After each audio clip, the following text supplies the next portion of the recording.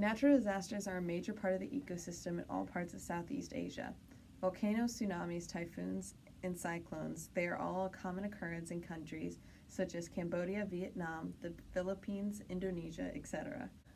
Just 10 years ago, 5 different countries were hit with a mix of typhoons, monsoons, volcanoes, and cyclones in the span of just 2 weeks, causing grief and devastation for millions of people affected.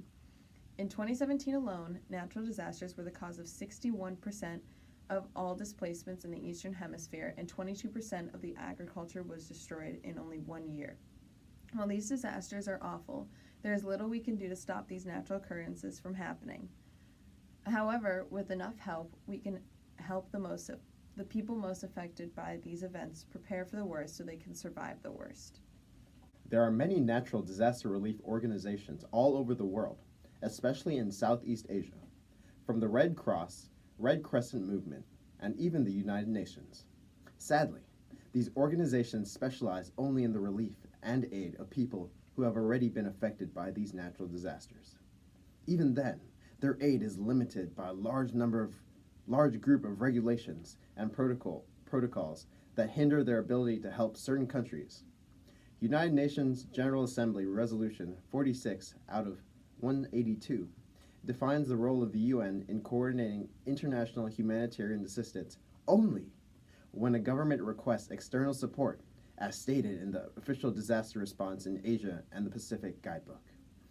This book also states that the preparation will only be given to countries that request that specifically from the UN and Red Cross/Red Crescent organizations.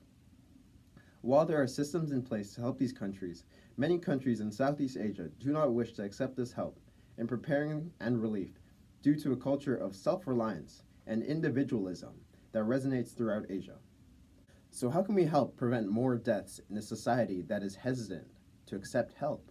One organization known as the Global Resilience Partnership, or GRP, has already begun working to help prepare countries for these natural disasters. They have 3 main focal points for helping these countries. The first is the use of social media as a warning system for those living in areas that are likely to be hit with a natural disaster.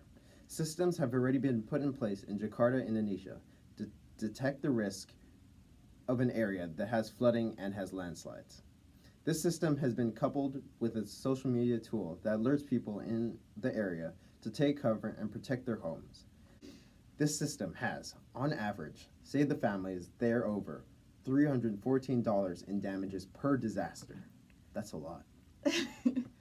The second is uniting governments within governments to get the ball rolling with disaster prevention.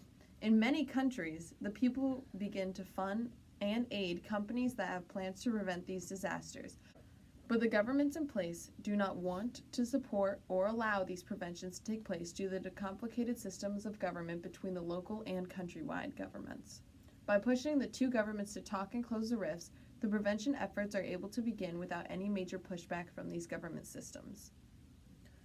Third is the use of women to drive the disaster risk reduction efforts.